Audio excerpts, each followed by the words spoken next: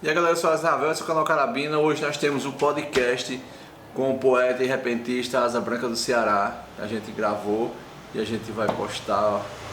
E eu quero agradecer aqui de antemão a Agility, a nossa internet aqui que tem nos ajudado aqui, dando essa força aqui ao Estúdio Carabina, né? Ótica Nossa Senhora das Dores, Fita Informática e aos vereadores Sandro Lira e Lito Dona Socorro. Muito obrigado pelo apoio, por manter o apoio ao nosso canal. E esse foi o segundo podcast do canal Carabina com Asa Branca do Ceará. Hoje com Asa Branca do Ceará, poeta, repentista, fazedor de menino. E hoje é o nosso podcast número 2. E Asa está dando uma força aqui, está fazendo a parte do áudio. Né? Valeu, Asa, obrigado aí, velho. E vamos lá começar. Valeu, irmão. Asa, primeiro me explicar aí por que o nome é Asa Branca. O nome Asa Branca do Ceará vem do meu pai. Meu pai era cantador, chamava-se Joaquim Neco de Souza, vulgo Asa Branca. No Ceará, geralmente os cantadores têm nome de ave, né? E um compadre do meu pai cantava muito bonito, penoso. Aí ele disse, vou botar seu nome, seu apelido de Asa Branca. E quando eu me parecia muito com o papai. Mesmo criança, o pessoal já dizia, cara de Asa Branca velho, isso aqui é Asa Branca novo e tal. E quando eu comecei a cantar, pegou mais ainda o apelido, né? Então, papai era conhecido por Asa Branca de Souza e eu Asa Branca do Ceará para diferenciar os dois cantadores, né? Mas tu nasceu aonde? Eu nasci no Ceará, nasci em Aurora, mas fui registrado em Mauriti, por isso que a maioria das pessoas acham que eu sou de Mauriti. Fui registrado em Mauriti, meus documentos dizem que eu sou de Mauriti, mas realmente eu nasci em Aurora, nasci num distrito de Aurora, distrito por nome Tipi, onde até hoje ainda tenho amigos por lá. Uhum. E como foi? Asa Branca começou já com esse dom de poesia logo pequeno? Como foi?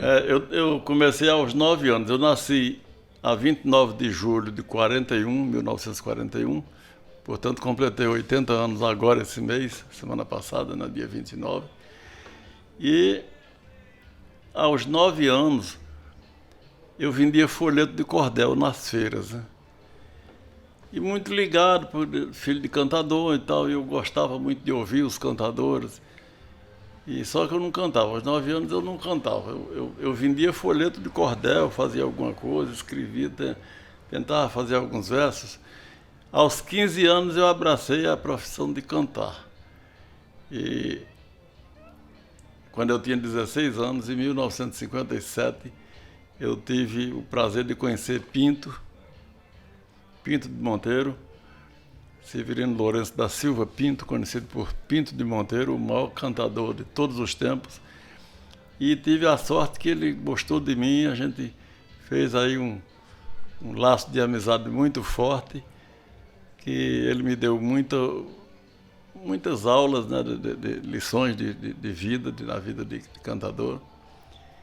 E eu tive a sorte de cantar com os maiores cantadores por intermédio de Pinto. Lorival Batista, os Batista, Otacílio, Lorival, Dimas. E depois os cantadores mais novos que foram chegando, muitos que começaram comigo, que estão aí na mídia, né? São José do Egito era tipo a meca dos poetas repentistas, como é? Não, realmente os repentistas mesmo, os poetas, são de Tapetim. Agora, São José do Egito ficou como a capital dos repentistas, porque é uma cidade, por ser uma cidade maior, mais conhecida, e Lorival Batista morava lá, Jó Patriota, Zé Catota, todo esse povo aí grandes repentistas moraram. Então, nasceu em São José do Egito, é poeta, mas não é também, não é assim, então. Tem muitos poetas, mas eu acho que Tapetim... É uma disputa grande entre os dois, né? Eu acho que Itapetim flui mais, né? Nós temos, inclusive, Zé Adalberto, né? Que é um poeta jovem aí, de Itapetim, né? E muitos cantadores. Quando Asa Branca conheceu Pinto, isso nos anos 50 ainda, né? Em 1957. Pronto. Nessa época a Asa Branca já começou a ser repentista, a cantar? Eu já cantava. Há algum tempo eu já vinha participando de cantorias dos outros, aos 15 anos. Né? Então, com 16 anos, aí eu passei, depois que eu conheci Pinto, participei de uma cantoria dele e Lourival Batista, que foi feita na minha casa, na casa da minha mãe, e eu me interessei mais porque Pinto me deu uma força. Eu achava que eu não dava para aquele ramo, não dava certo não, né? Mas Pinto, você vai cantar, você é um bom cantador, você vai ser um cantador igual ao seu pai. Aí pronto, com aquele incentivo eu já gostava, né, da viola, mas eu tinha outras profissões, eu era marceneiro, trabalhava em outras coisas, né? Mas aí acabei me apaixonando pela viola e até hoje. Nessa época, tu falou que tu vendia cordel, né? Vendia folheto de cordel. Nessa época, tu vendia cordel ainda? Como foi? Vendia cordel, até hoje ainda vendo, né? Eu nunca deixei de vender folheto de cordel. Como era o cordel naquela época? Como era o processo? Você era a mesma, criava, vendia? Era a mesma coisa de hoje, né? A gente fazia, naquela época se escrevia mais época, né? O caso que se dá, morria uma pessoa importante, a gente escrevia. Aqui, o pessoal daquele ano que eu cheguei aqui, até agora, os famosos que morreram, eu escrevi a vida deles toda. Fazia tipo uma biografia. Tipo uma biografia. Escrevi a morte do Dr. Chico, né? Cici de Filó. Tudo são coisas que eu escrevi, publiquei e tem por aí afora. Só que eu mesmo não tenho nenhum. Antigamente, vendia nas feiras? Nas feiras. Como era essa aqui? Qual era as feiras que tu participava vendendo? De todas as feiras do Nordeste, tinha folheteiro cantando na feira, no meio da feira. A gente tinha... Começamos sem som, sem nada. Depois começou a aparecer um serviço de som, de alto-falante a pilha, né?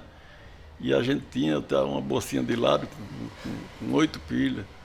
E o microfone, uma caixinha, era uma coisa precária, mas já era alguma coisa, né? Porque era melhor do que cantar no seco, né? Assim, Aí depois foi aumentando os sons, a bateria, tinha uns amplificadores da bateria.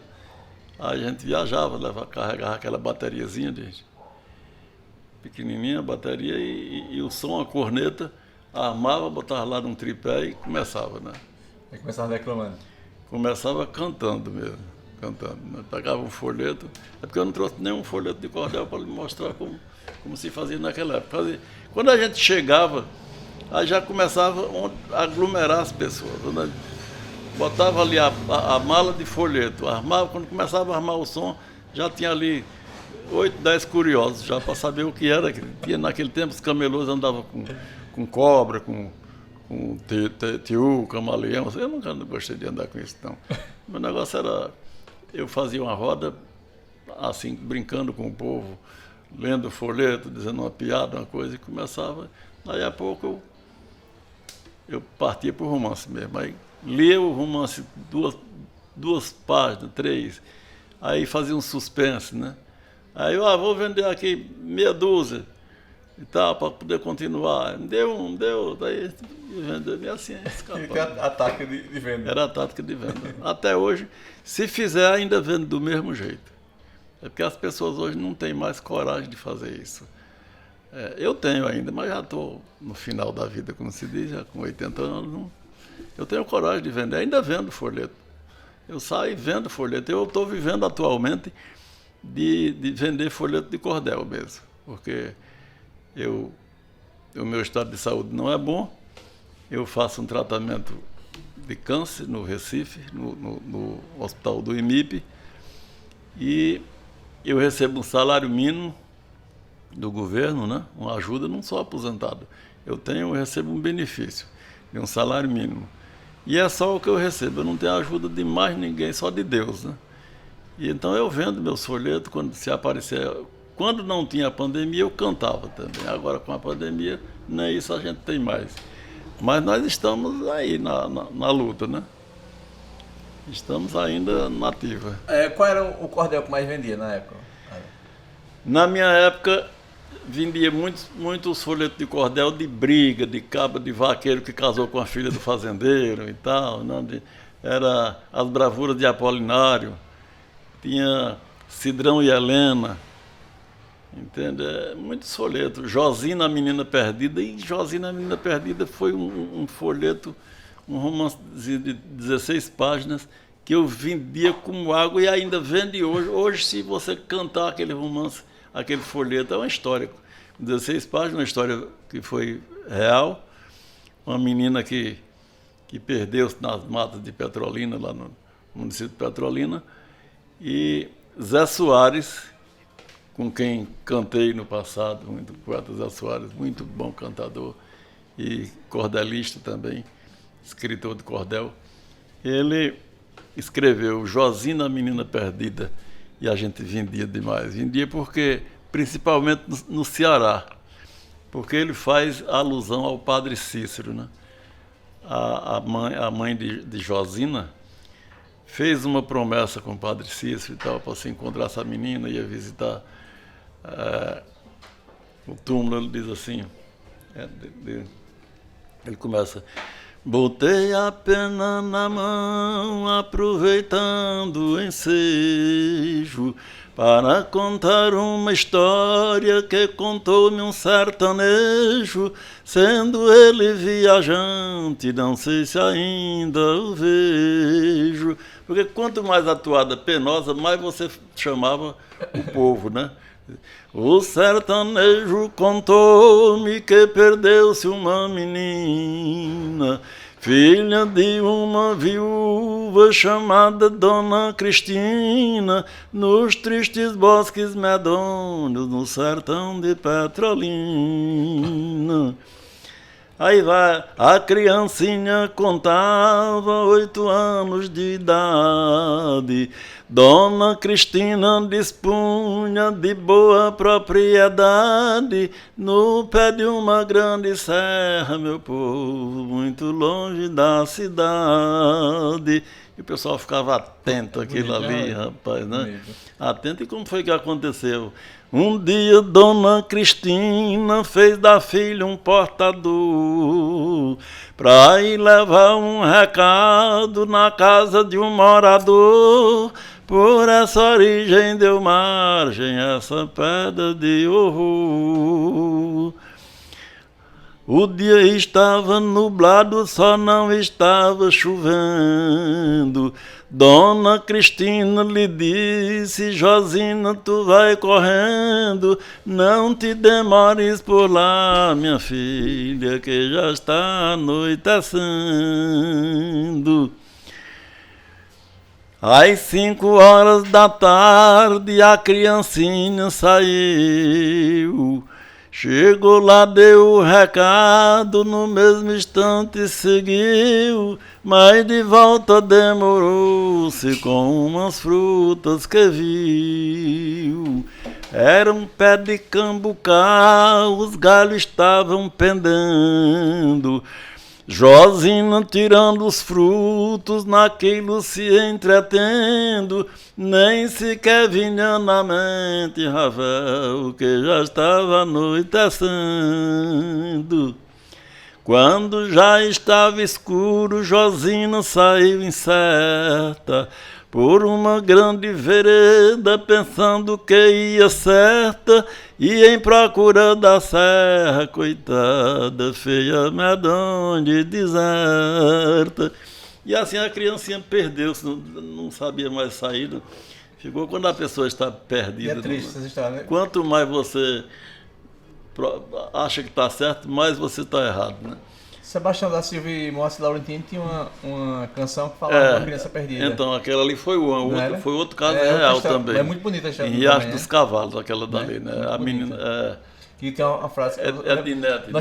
Meu pai tinha um vinil lá, a gente na vitrolazinha, a gente escutava, sabe? Disso, né? Era muito triste a história. Dos poemas que escrevi por meio da inspiração. Lindo.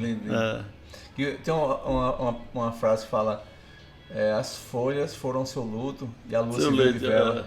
Ixi, é triste. Quando acharam a criancinha, acharam morta a criança, né? Muito triste. Muito bonito. Edinete. Edinete era seu nome que lembramos com pesares. Filha de Rita Alzira e Expedito Soares, casal pobre, mais bem quisto com todos os familiares. Bem triste mesmo, bem triste. Então, era nessa época boa, que se vendia folhetos, canções nas feiras, né? Casos que aconteciam. E naquela época era muito bom.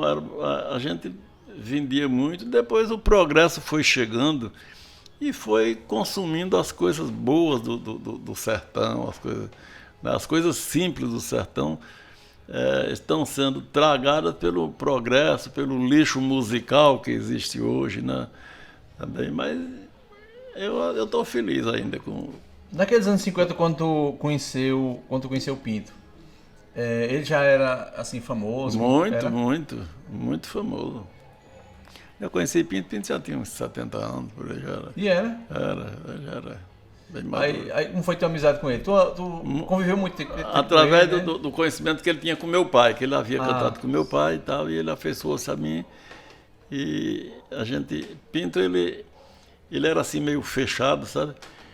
Um tanto fechado, mas comigo ele era aberto demais. Ele dava cada risada, contava história e viajamos muito. Eu viajei muito com Pinto. Eu acho que foi com quem mais eu viajei dos cantadores foi com Pinto. Depois surgiram outros cantadores que eu cantei cantador daquela época, Zé Soares, João Isidro Marcelino, Zé Faustino Villanova, pai de Ivanildo, e posteriormente Ivanildo.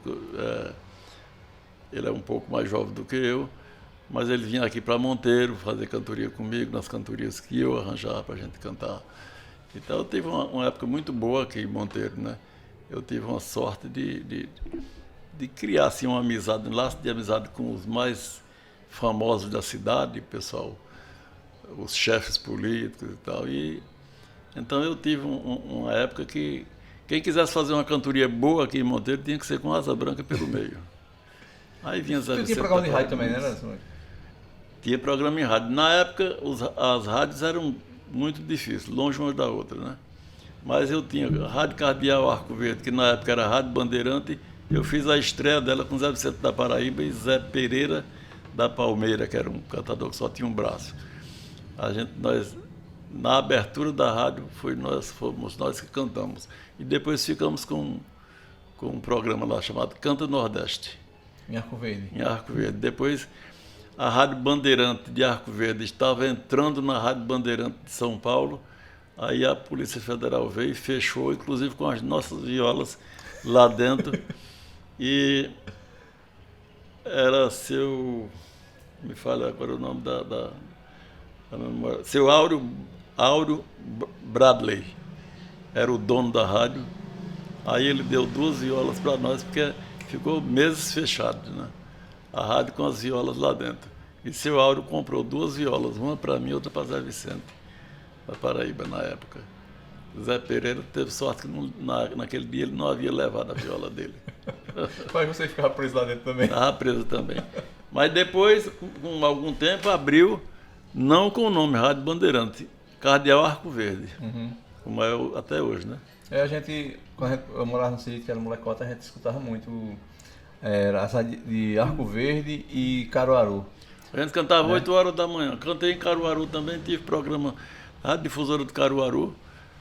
Das rádios Jornal do Comércio eu tive programa em quase todas. Difusora de Pesqueira, Difusora do Caruaru, Difusora de Limoeiro. Tu morava nessa cidade, como era? Não, eu não tinha... Não, tu morava onde nesse tempo? Assim? Lugar. Qualquer lugar, né? Era uma daria, assim. Eu gostava de morar em todo lugar. Se eu gostasse daqui, eu ficava aqui. Gostei daqui, fiquei aqui. Ó. Eu não saí mais daqui. Eu cheguei aqui em 57 e eu saí daqui para outros lugares, mas sempre eu era daqui de Monteiro, eu voltava para cá. Eu fiquei 14 anos em São Paulo, mas todo ano eu vinha para cá. Quando eu voltei definitivamente, voltei para cá. Isso tinha a ver mais com a amizade com o Pinto? Tu tinha também? Não teve a ver com a amizade. É porque tu gostou da cidade mesmo, assim, né? Eu gostei daqui, né? E Monteiro tem essa questão de ser muito receptivo com as pessoas que vêm de fora, muito receptivo. Né? Eu fiz muita amizade aqui, muitas amizades boas amizades, né? E naquela época não tinha, assim, não era como hoje. Eu acho que aquela época era melhor do que hoje, entendeu? Era assim, o povo tinha mais amor, o povo tinha mais respeito pelo seu semelhante. Hoje está uma bagunça. Hoje o filho não respeita mais os pais, e o pai não respeita mais os filhos. Hoje está muito cruel, como eu costumo dizer, está cruel demais.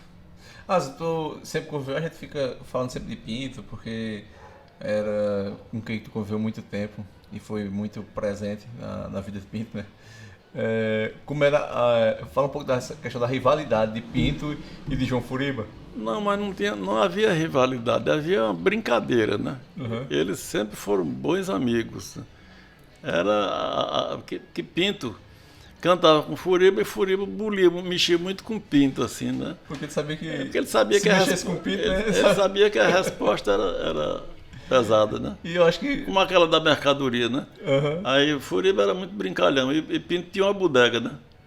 Pinto Mariano botou uma bodega para Pinto e aí na cantoria que eles estavam cantando os dois, Furiba disse que Pinto quisesse vender muito, botasse o nome dele em cada mercadoria, né?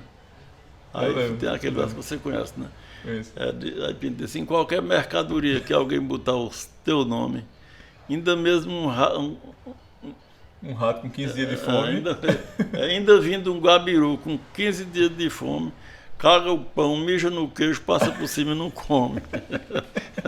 Agora, isso é o que fez de Pinto ser o poeta que foi, grande, nos desfechos, nas respostas que ele dava. As respostas dele eram geniais, né, Lázaro? É um gênio. Hoje se diz que tem cantadores, se Pinto fosse vivo hoje e cantasse, ele não cantaria como o tanto que os cantadores, mas é diferente. Cantaria porque Pinto eram as respostas que ele dava. Ele cantando com Zé Feitosa, e na época ele gostava de uma mulher chamada Bio Garrafada. Não sei se você...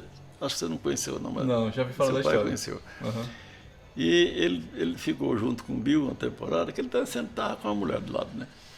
E como ele já andava com dificuldade, as pernas bambas, para todo lado, para onde ia, Bio ia junto, né? Ele já não... Pinto bebeu muita cachaça, mas já não bebia mais há muitos anos. Ele havia deixado de beber. Quando eu conheci Pinto, ele já não bebia mais. E ele chegava, Bio bebia demais, a mulher, né? Seu Severino, quer tomar uma dosinha? Não, mas essa mulher toma. Aí dá para Bio, né? E começaram a falar de mulher e tal, e Zé Feitosa brincando com ele, disse, Pinto velho desse jeito namorando o povo manga. Ele disse, pois se vire numa franga que eu quero pegá-lo agora. Com os 2 pés no mucumbu, as asas fazendo escora, o bico prendendo a crista e o resto eu digo outra hora. Não precisava dizer mais nada, não. As respostas dele eram geniais, né? Era. As respostas eram demais. Ele tinha um senso de humor assim, né, nas respostas dele. Era, mas aquilo ali era... Quem ria era quem estava de fora. Ele era sério, né? Ele continuava sério. É porque geralmente essa galera que tem essa resposta assim, de humor, geralmente é sério, né?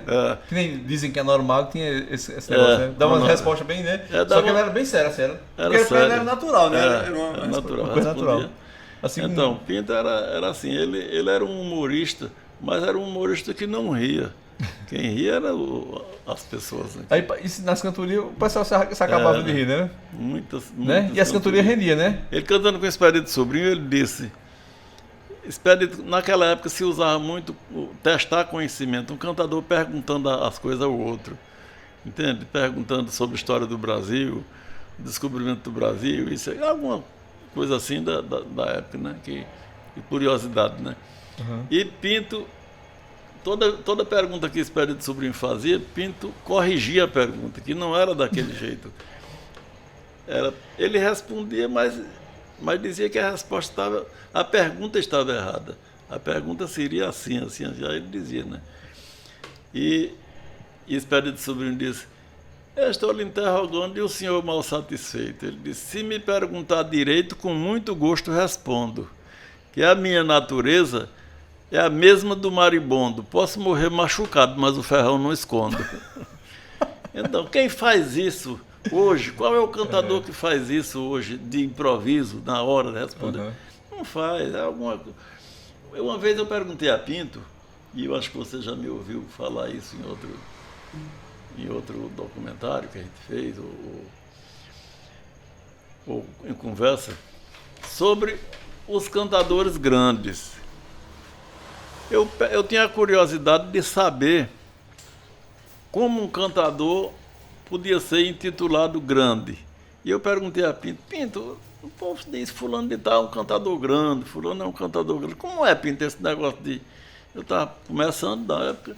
Como é, Pinto, esse negócio, um cantador para ser chamado um cantador grande? Como é esse negócio? Ele disse, se você fizer um verso na noite, você já é um cantador grande. Eu disse, mas Pinto, um verso na noite todinha para fazer um verso? Ele disse, tem gente que canta a vida toda e não faz um verso. Então é isso, são versos que estão aí na boca do povo, de muitos cantadores. A Pinto deixou uma imensidade de versos, né? Ivanildo tem muitos versos bonitos feitos por ele, que é Ivanildo hoje. Para mim, é o maior cantador que nós temos em atividade. É o cantador, naquela época foi Pinto, hoje é Ivanildo Villanova. Não só dito por mim, mas por vários cantadores que sabem o que é a cantoria. Por que assim? Quais são os atributos que ele tem? Porque Ivanildo Villanova, além de ser um bom repentista, ele é muito estudioso, é muito lente, ele sabe muito, é um cantador sábio. A cantoria de Ivanildo está acima do grau do popularismo. É uma cantoria de elite, uma cantoria que é tão sofisticada a cantoria de Ivanildo, que se Ivanildo quiser cantar com um cantador como eu, a noite todinha sem me dar o direito de pegar na deixa sem repetir a palavra, ele faz isso, cantador comigo ou com um cantador do meu tamanho. Isso porque ele lê muito, é um cantador. Ele vinha para aqui, enquanto eu ia tomar cachaça, namorar e tudo, ele ficava com um livro o tempo todo. Ficou várias vezes na minha casa aqui. A gente ficava, ele vinha passar final de semana, às vezes acabava passando a semana por aqui, que a gente ia arranjando baiões de viola. E eu nunca vi Ivanildo se acordar, depois de banhar o rosto, não pegar um livro para ler. Entende? E isso fez dele o que ele é hoje. Ele é muito grande. Ivanildo, eu respeito Ivanildo, tenho uma amizade com ele muito boa. A gente não vive cantando junto, porque eu praticamente não vivo na profissão mais, até devido à minha saúde. Mas nós cantamos várias vezes. No começo da cantoria dele, aqui, ele não nega isso, que ele recebeu muito apoio da minha parte aqui. Eu tenho o prazer de ter feito isso, né? Porque era bem merecido o apoio que você dava a um cantador como Ivanildo. E os demais cantadores grandes, como Geraldo Amâncio e muitos outros cantadores, todos me conhecem, são meus amigos e sabem. E além de cantar, eu tive muitas outras profissões e tudo. E acho que eu me orgulho de poder chamá-los de amigos. Não sei se eles sentem a mesma coisa por mim, mas eu fico muito feliz de ter cantado com todos eles. Você foi privilegiado de ter convivido com essas lendas, né? Ter convivido com os maiores cantadores. Eu nunca me considerei um cantador grande, eu acho que sou o menor de todos. Mas eu tenho esse orgulho de ter me misturado com a elite dos cantadores. Da minha época. Os cantadores jovens de hoje, não. Muitos cantadores jovens hoje eles nem me conhecem, mas conhecem meu nome. Mas como era que funcionava a questão das cantorias? Como era uma cantoria de fato, assim? Como era? Bandeja, era cantoria sempre. Como era? Explica assim, por exemplo, o dono da casa, vocês iam na casa de um fazendeiro, convite. Como era essa questão? A gente ia a convite, ou às vezes a gente mesmo pedia a cantoria, né? Aí ajeita uma cantoria para mim, Mané Silva, ajeita uma cantoria para mim, organiza uma cantoria lá na Pitombeira para mim. Então o Mané Silva ajeitava o local e a gente ia cantar. E quando a gente sentava para cantar, era o Mané Silva o primeiro a batizar a bandeja. Entende? E assim por diante. A cantoria sempre foi louvada com bandeja. O cachê dos cantadores vem sempre da bandeja. E fizeram tudo que foi inovação na cantoria, mas não conseguiram matar a bandeja ainda.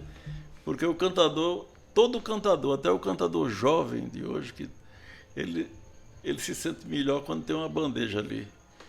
Entende? Até numa cantoria contratada, tem cantoria contratada. A gente vai e não vai ter bandeja. Como aquela do Sesc, né, que a gente foi cantar com 2 horas de cantoria, com um cachê de R$ 8.000, né? Mas se tivesse uma bandeja ali, acho que a gente tinha cantado mais. Né? O dinheiro podia ser menos, mas a gente podia não dar esse dinheiro, mas a gente tinha cantado mais. Porque o cantador gosta dessas coisas mesmo. O cantador é muito simples. A bandeja funciona como se fosse, de certa forma, o reconhecimento, o aplauso, né? O aplauso. Porque a bandeja é o seguinte, você cantando uma cantoria de elogio, você vai brincando com o povo vai interagindo com você. Entende? A gente começa a brincar com chama aquele galego, chama aquele moreno e tal, e acaba a turma entrando no setor da cantoria. Entende? Ela interage de uma maneira que acaba aqueles que não sabem o que é cantoria, como é no caso lá do Sudeste, né? Em Campinas principalmente. Em Campinas foi eu que abri as portas de Campinas para a cantoria, que ninguém falava em cantoria em Campinas. Então, depois que eu fiz a cantoria de Campinas, a primeira cantoria, os cantadores começaram a ver que Campinas Foi Samuel que te levou na primeira vez? Foi. Samuel, né? É Samuel. Samuel que é filho de Asa Branca e Samuel é poeta também. E Samuel, gosta muito, é um grande amante e incentivador, né, da poesia. Eu quero né? mandar um abraço para Samuel através desse trabalho. Eu tive em Campinas também lá com ele. Né? A gratidão que eu tenho por Samuel. Samuel é um dos teus filhos que envereda pelo meio da poesia? Como é? Só ele. Tem outros filhos que gostam da poesia, mas não como Samuel. Porque Samuel ele é poeta mesmo e ele respira poesia. Samuel ele deixa qualquer emprego caro para viver da cultura. Eu conheço Samuel, ele é realmente... Benquisto, onde chega, muito educado. Um menino muito bom. Mas eu tenho outros filhos que gostam. Tem Saulo, que gosta de cantoria. Tem Ezequias. Saulo gosta também? Gosta. Ezequias, tem Everaldo, que gostam de cantoria. Quantos filhos tu tem, Asa Branca? Rapaz, tem muito. Perdeu a conta, não foi? Mais de 20, né? Um bocado de filho. Eu digo que eu tenho um bocado de filho, tem uns filhos da puta também. Não vale nem a pena você dizer que é filho, porque não dá pra mas tem. Com Pinto Monteiro, assim, naquela época que tu conviveu aqui, Pinto se sentia desvalorizado, como muita gente fala que ele se sentia desvalorizado, ou como era essa questão? Ele tinha uma mágoa de Monteiro, né? Monteiro, ele não gostava de Monteiro, senão ele viveu mais em Sertânia, né? Do que em Monteiro. Ele veio para aqui, para Monteiro, já quando estava lá no final mesmo. Ele veio para aqui, Mariana emprestou uma casa para ele. Mas Monteiro nunca deu o valor que Pinto merecia, não. Pinto... É interessante que a gente não... Eu vendo os vídeos que tem Pinto, né? Geralmente era o pessoal de Pernambuco, né? Da Universidade Federal, a Caravana Farcas, né? Pinto não o pessoal morreu, vinha de fora para conhecer Pinto, né? Pinto não morreu de fome mesmo, não morreu pedindo esmola, porque o governador de Pernambuco deu uma aposentadoria a Pinto. Mas isso aqui, Monteiro não deu valor nenhum a Pinto, não. Pinto valorizou Monteiro, mas Monteiro não valorizou Pinto. O maior cantador, conhecido até no exterior, mas através de Pinto foi conhecido Monteiro. Eu estive no Acre, em Rio Branco, uma época, e cantando lá, até para uns portugueses, na padaria de um português, salão grande, um português muito, muito brincalhão, e que ele sabe o que é a cantoria de lá de Portugal. A nossa... Portugal também tem cantoria também? Tem cantoria também. Mas ele disse, eu dizendo que morava em Monteiro, ele disse, Monteiro é a terra do maior cantador, do grande cantador Pinto do Monteiro. É esse mesmo. Olha lá, eu conheci Pinto. Fica aí. Pinto ainda era vivo na época, inclusive, quando eu tive. Pinto está lá ainda em Monteiro. Asa, da poesia, assim, o que tu acha que... Tu se arrependeu de viver de poesia? Não, de jeito nenhum. Se eu tivesse outra vida... Qual era o teu sonho da poesia, assim? Cantar mesmo. Eu nunca tive a ambição de ser famoso, de ter dinheiro, de arranjar muita fortuna com isso, porque os cantadores mesmo não arranjaram da viola, não conheço nenhum cantador que tenha feito fortuna. Eu gostava de cantar mesmo. O cantador é um boêmio, é um admirador da natureza. Seu respeito disso. Disse, se tivesse mais poeta, tava sobrando emprego. O poeta não quer saber trabalhar. Ele disse. Seu respeito Quem foi que disse? Seu respeito mocinha. Seu respeito mocinha é uma figura. Então, Tu conviveu também com o seu Pedro Jararaca, por exemplo, né? Então, Pedro eu cantei com Pedro, e Pedro foi cantador de viola também, né? Uhum. E eu cantei com Pedro, com Expedito também foi cantador de viola. Então, aqui, Monteiro, aqui, quem eram os cantadores de Monteiro aqui mais conhecidos na época? Tipo, na época que conviveram com o Pinto naquela época, assim. Lino, Pedro Azul, Firmo Batista, Diniz Vitorino, filho de Joaquim Vitorino, que morreu cedo também. Pouca gente conhece esses cantadores, né? Daqui, né? Os cantadores daqui. Agora vinham uns cantadores de fora para cantar aqui, né? Naquela época, os cantadores mais novos, mais jovens, era assim do meu tempo, né? Era Zito Siqueira. Zito era um cantador que começou já rico, né? Era fazendeiro, né? O pai dele era fazendeiro, aí já deu uma viola dinâmica para ele, que era difícil naquela época, as violas eram tudo simples. E um jipe. Então era um cantador. Sim, essa questão mesmo. Antigamente, como era essa locomoção? Porque muita gente não tinha transporte, né? Naquela época. A cavalo ou a pés, né? Ou a cavalo ou a pés. Naquela época a gente ia cantar. Por exemplo, se fosse cantar, vinham 2 cantadores para cantar na Pitombeira, lá no seu território lá, né? Então o dono da cantoria mandava alguém com 2 animais para levar os cantadores, né? Porque o cantador vinha de caminhão ou vinha para aqui para a cidade, né? Ele vinha para a cidade, né? Isso já bem mais para cá, porque no meu tempo, quando eu comecei, não tinha nem ônibus, não tinha. Tinha caminhão que passava só do dia da feira. Aqui tinha um cantador chamado Odilon Calumbi, que era dali de Camalaú. A gente fazia uma cantoria todo ano no município de Salgueiro. E de Salgueiro para os sítios novos, onde a gente fazia essa cantoria, eram 2 sítios onde eu tenho muitos familiares. Eu sou da família Gondim e lá tem muitos Gondim. Então eles faziam uma cantoria para mim todo ano. Era Pau Ferro e sítios novos. Era 5 léguas da rua de Salgueiro para o Pau Ferro. Depois era mais uma légua e pouco, para os sítios novos, né? Então eu fazia a primeira cantoria no Pau Ferro, ia de pés, cantava a noite todinha, no outro dia ia fazer a cantoria dos sítios novos e voltava de pés para Salgueiro, porque não tinha transporte, só tinha transporte no dia da feira. Se eu fosse para cantar no dia da feira, no sábado, aí ia nos caminhões, mas às vezes eu gostava de ir mesmo, era na semana, porque o povo já ia para a cantoria mesmo. Quando eu chegava lá, eu era parente, tinha muitos parentes ali e tal. Tinha um velho que chamava Hermínio Gondim, muito católico. A gente ia cantar lá, eu com o Odilon Calumbi. O Odilon já era gordo, acho que você não conheceu o Odilon, não. O Odilon Calumbi era um homem bem corpulento, e ele sofria nessa viagem de pés, ele que lá parava, eita, eu estou cansado demais. Aguento não, muito longe demais. Mas gostava de ir porque a cantoria lá dava boa, né? A cantoria que rendia um dinheiro bom pra gente, né? E quando a gente voltava de pés também, ele mais voltava com dinheiro, ele já via, eu sentia que de lá pra cá, o caminho era mais curto. Ele não se reclamava muito não, né? Aí a gente ia pra casa de tio Hermínio, né? A gente chamava tio.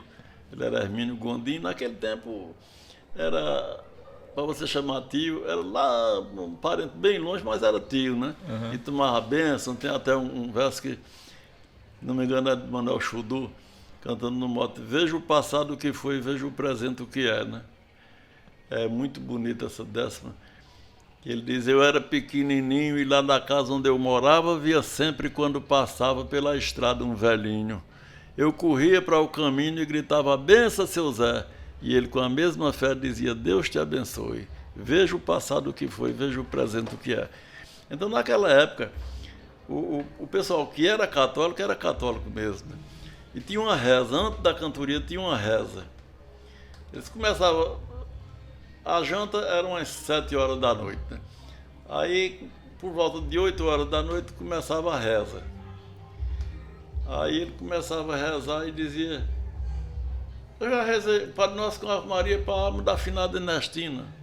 Aí rezava: Padre Nosso Ave Maria para a alma do finado João. Eu já rezei para a comadre Ernestina. Aí às vezes a pessoa não se lembra, mas por via das dúvidas vamos rezar de novo. Eu sei que às vezes quando acabava essa novena deles, né, lá, era meia-noite. Aí, para começar a cantoria. Para começar a cantoria. Porque as cantorias daquela época era até de manhã, mas era bom para nós.